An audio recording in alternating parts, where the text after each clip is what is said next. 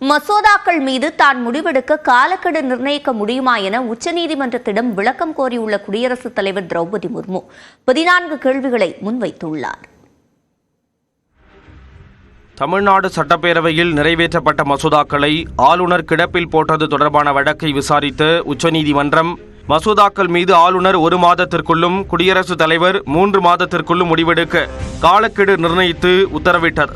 இந்த உத்தரவு வரலாற்று சிறப்புமிக்கதாக கருதப்பட்ட நிலையில் அரசியல் சாசன விளக்கம் தேவைப்பட்டால் உச்சநீதிமன்றத்தின் கருத்தை கேட்கலாம் என்றும் தீர்ப்பில் குறிப்பிடப்பட்டிருந்தது. இந்நிலையில் சட்டம் தொடர்பான சந்தேகங்கள் எழும்போது உச்சநீதிமன்றத்திடம் விளக்கம் கேட்கும் அரசியலமைப்பு சட்டப்பிரிவு 143 கீழ் குடியரசுத் தலைவர் திரௌபதி முர்மு 14 கேள்விகளை முன்வைத்துள்ளார்.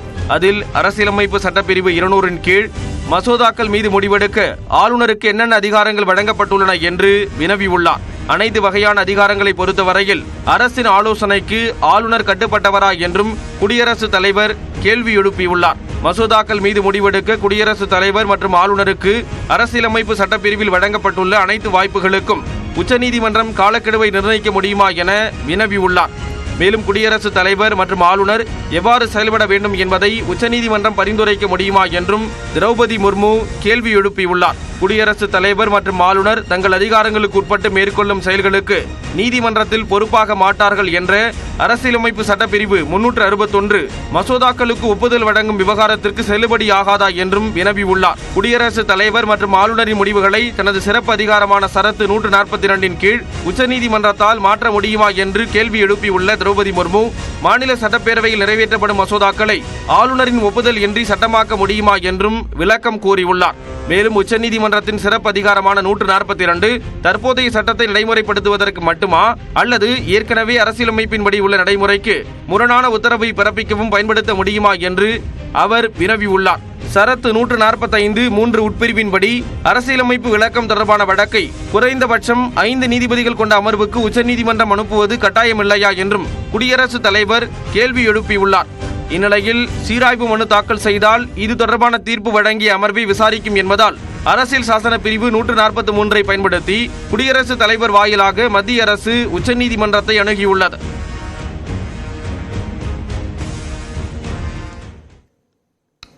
இந்நிலையில் குடியரசுத் தலைவர் எழுப்பிய கேள்விகளுக்கு பதிலளிக்கும் வகையில் உச்சநீதிமன்ற தலைமை நீதிபதி தலைமையில் 5 நீதிபதிகள் கொண்ட அரசியல் சாசன அமர்வு அமைக்கப்பட உள்ளது. இதற்கான அதிகாரப்பூர்வ அறிவிப்பு நாளை வெளியாகும் என்று எதிர்பார்க்கப்படுகிறது. குடியரசுத் தலைவர் மூலம் உச்சநீதிமன்றத்திற்கே மத்திய பாஜக அரசு சவால் விடுவதாக முதலமைச்சர் மு.க.ஸ்டாலின் கண்டனம் தெரிவித்துள்ளார். இது தொடர்பாக தனது எக்ஸ் பக்கத்தில் பதிவிட்டுள்ள அவர், தமிழ்நாடு ஆளுநர் தொடர்பான வழக்கை உச்சநீதிமன்றம் முடித்து வைத்த நிலையில் குடியரசுத் தலைவர் மூலம் அரசியலமைப்பு மீது பாஜக மறைமுக தாக்குதல் நடத்த முயற்சித்திருப்பதாக குற்றம் சாட்டியுள்ளார்.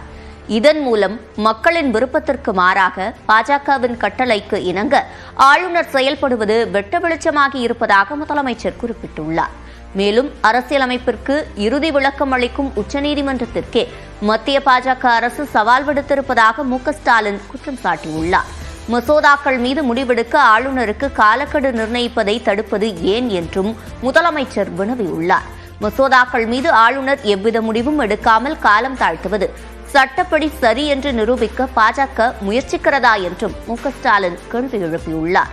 பாஜக ஆளாத மாநிலங்களின் சட்டப்பேரவையை முடக்குவது மத்திய அரசின் நோக்கமா என்றும் வினவியுள்ள முதலமைச்சர் நாடு இக்கட்டான சூழலில் இருப்பதாக விமர்சித்துள்ளார். உச்சநீதிமன்றத்தில் குடியரசுத் தலைவர் சார்பில் முன்வைக்கப்பட்டுள்ள கேள்விகள் மாநில சுயாட்சிக்கு எதிரான மிரட்டல் என்றும் முதலமைச்சர் குற்றம் சாட்டியுள்ளார். அரசியலமைப்பை பாதுகாக்கும் இந்த போராட்டத்தில் பாஜக ஆளாத மாநிலங்கள் மற்றும் அரசியல் கட்சித் தலைவர்கள் ஒன்றிணைய வேண்டும் என்றும் மு.க.ஸ்டாலின் அழைப்பு விடுத்துள்ளார். இது தொடர்பாக தமிழ்நாடு தொடர்ந்து போராடும் என்றும் வெற்றி பெறும் எனவும் முதலமைச்சர் தனது எக்ஸ் பக்கத்தில் பதிவிட்டுள்ளார். உச்சநீதிமன்றத்தை குடியரசுத் தலைவர் அணுகியதால் ஆளுநர் தொடர்பான தீர்ப்பில் எவ்வித மாற்றமும் ஏற்படாது என்று திமுக எம்பியும் மூத்த வழக்கறிஞருமான வில்சன் தெரிவித்துள்ளார். இவர்கள் என்ன நினைக்கிறார்கள்? பின்வாசல் வழியாக சென்று குடியரசுத் தலைவர்களின் இந்த ரெஃபரன்ஸ் மூலமாக ஆர்டிகல் 143 மூலமாக உச்சநீதிமன்றம் கொடுத்த தீர்ப்பை ரத்து செய்யலாமா என்று எண்ணுகிறார்கள். அந்த தீர்ப்பை நிறுத்தி வைக்க முடியுமா என்று எண்ணுகிறார்கள்.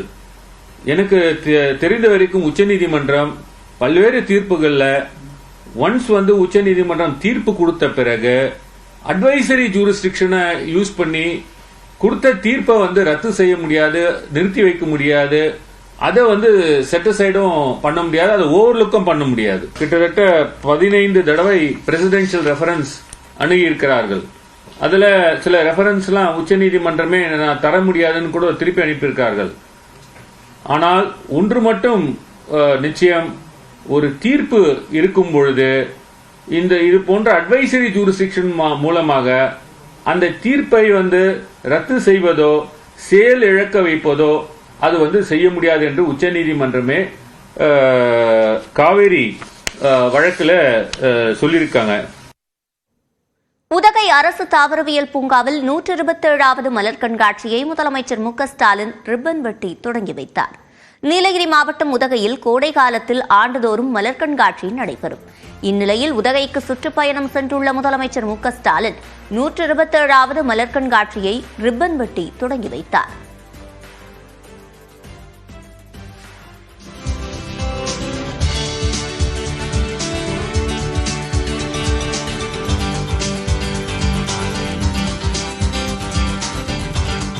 ஏழரை லட்சம் மலர்களால் அரண்மனை போன்ற நுழைவு வாயில் அமைக்கப்பட்டுள்ள நிலையில் 16,000 மலர்களை கொண்டு மலர் கண்காட்சி என்ற வாசகம் வடிவமைக்கப்பட்டுள்ளது. 2 லட்சம் மலர்களால் ராஜராஜ சோழனின் அரண்மனை, சிம்மாசனம் போன்ற பிரம்மாண்ட அமைப்புகளும் உருவாக்கப்பட்டிருந்தன. இதில் சிம்மாசனத்தில் அமர்ந்த முதலமைச்சர் மு.க.ஸ்டாலின் மகிழ்ச்சியுடன் புகைப்படம் எடுத்துக் கொண்டார்.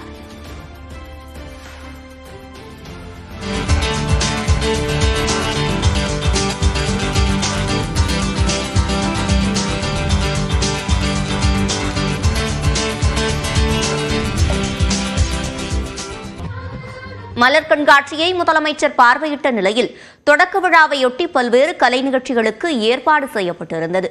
வடுகர் மற்றும் தோடரின மக்களின் நடனங்களை முதலமைச்சர் கண்டுகளித்தார்.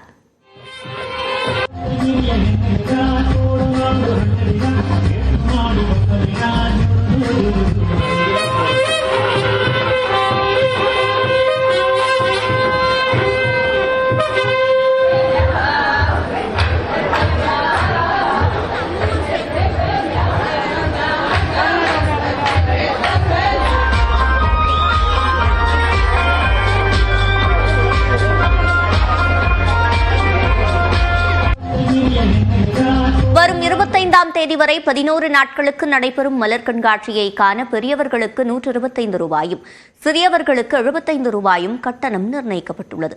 கேமராவிற்கு 100 ரூபாயும், வீடியோ கேமராவிற்கு 500 ரூபாயும் வசூலிக்கப்படுகிறது. ராணுவ அதிகாரி சோஃபியா குரேஷியை மத ரீதியாக விமர்சித்த மத்திய பிரதேச பாஜக அமைச்சருக்கு உச்சநீதிமன்றம் கடும் கண்டனம் தெரிவித்துள்ளது. முதல் தகவல் அறிக்கையை தெளிவாக பதிவு செய்யுமாறு மத்திய பிரதேச காவல்துறையை உயர்நீதிமன்றமும் சாடியுள்ளது. பாகிஸ்தானுக்கு எதிரான சண்டையின் போது இந்திய ராணுவத்தின் நடவடிக்கைகளை செய்தியாளர்களுக்கு எடுத்துரைத்த கர்னல் சோஃபியா குரேஷியை மத்திய பிரதேச பாஜக அமைச்சர் விஜய் ஷா மத ரீதியாக விமர்சித்தார். இதற்கு பல்வேறு தரப்பிலிருந்து கடும் கண்டனங்கள் எழுந்த நிலையில் மத்திய பிரதேச உயர்நீதிமன்றம் தாமாக முன்வந்து விசாரணைக்கு எடுத்தது. அப்போது விஜய் ஷா மீது முதல் தகவல் அறிக்கை பதிவு செய்யுமாறு அம்மாநில டிஜிபிக்கு உயர்நீதிமன்றம் உத்தரவிட்டது. அதன் அடிப்படையில் விஜய் ஷா மீது 3 பிரிவுகளின் கீழ் வழக்கு பதிவு செய்யப்பட்ட முதல் தகவல் அறிக்கை மத்திய பிரதேச உயர்நீதிமன்றத்தில் தாக்கல் செய்யப்பட்டது. ஆனால் முதல் தகவல் அறிக்கை மேலோட்டமாக இருப்பதாக கண்டித்த உயர்நீதிமன்றம் அவர் என்ன குற்றம் செய்தார் என்பதை தெளிவாக குறிப்பிடுமாறு உத்தரவிட்டது. மேலும் உயர்நீதிமன்றம் கூறிய கருத்துக்களும் முதல் தகவல் அறிக்கையில் இடம்பெற வேண்டும் என்றும் நீதிபதிகள் அறிவுறுத்தினர்.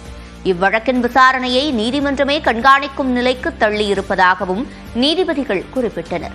இதனிடையே வழக்கு பதிவுக்கு எதிராக அமைச்சர் விஜய் ஷா தரப்பில் உச்சநீதிமன்றத்தில் மேல்முறையீடு செய்யப்பட்டது. அப்போது நாடு கடினமான சூழலை எதிர்கொண்ட நிலையில் பொறுப்பில்லாத வகையில் பேசியதாக அமைச்சருக்கு உச்சநீதிமன்றம் கண்டனம் தெரிவித்தது. மேலும் விஜய் ஷாவின் மனுவை அவசர வழக்காக எடுக்க முடியாது என்று கூறிய உச்சநீதிமன்றம் நாளை விசாரிப்பதாக கூறியது.